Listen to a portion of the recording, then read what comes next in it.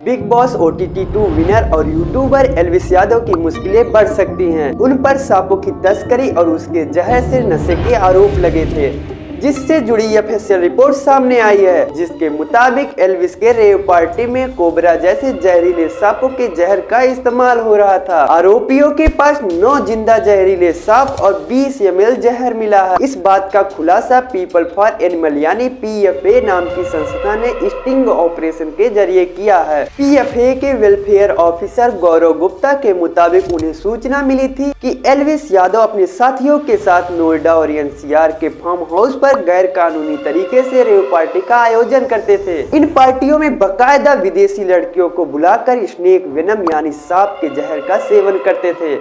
इसके बाद उनके मुखबिर ने एल्विस यादव से कांटेक्ट कर नोएडा में रेव पार्टी और कोबरा वेनम का इंतजाम करने को कहा। एल्विस ने मुखबिर को अपने एजेंट राहुल का फोन नंबर देकर सारी व्यवस्था करवाने की बात कही थी। प्लान के तहत जब तय समय पर तस्कर सांपों के साथ प्लान की गई जगह पर पहुंचे तो स्थानीय पुलिस और वन विभाग की टीम ने 9 जिंदा सांपों के साथ 5 लोगों को हिरासत में लिया। सांप के जहर से नशे को लेकर पहले भी कई मामले सामने आ चुके हैं। उनमें से ही एक केस है जहां 22 साल के एक लड़के को ब्राउन शुगर की लत थी। उसने अपने नशे के लेवल को हाई करने के लिए स्नेक बाइट लेना शुरू कर दिया था। नशे के लिए वो सांप से अपनी जीभ उंगलियों पर कटवाया करता था। इसके बाद वह 18 से 20 घंटों तक सो जाता था। इस नशे के लिए वो 2500 रुपए दिया करता था। एक्सपर्ट्स मानते हैं कि स्नेक वेनम के नशे का इस्तेमाल वे लोग करते हैं जो रेगुलर नशीले पदार्थ जैसे मॉर्फिन और कोकीन से ऊब जाते हैं। जर्नल ऑफ साइकोलॉजिकल मेडिसिन के मुताबिक सांप के जहर का थोड़ा अमाउंट लिया जाए तो इसका साइको एक्टिव इफेक्ट होता है, यानी यह इंसान के नर्व सिस्टम को धीमा कर देता है। कुछ स्टडी में यह भी सामने आ चुका है कि कोबरा के जहर में मॉर्फिन ड्रग जैसा नशा होता है।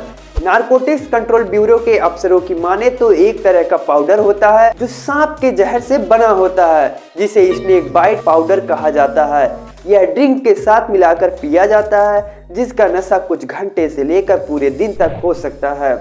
सांप के जहर का इस्तेमाल मुख्य रूप से 3 चीजों में होता है। पहले स्नेक बाइट के इलाज की दवा बनाने के लिए, दूसरा कैंसर, मिर्गी, यौन शक्ति बढ़ाने की दवा के लिए और तीसरा नशे के लिए। एक न्यूज रिपोर्ट के मुताबिक कोबरा के 1 ग्राम जहर की कीमत 4000 रुपए से लेकर 26,000 रुपए तक है। इंटरनेशनल बाजार में तो करीब 1 लीटर सांप के जहर की कीमत करोड़ों रुपए तक होती है।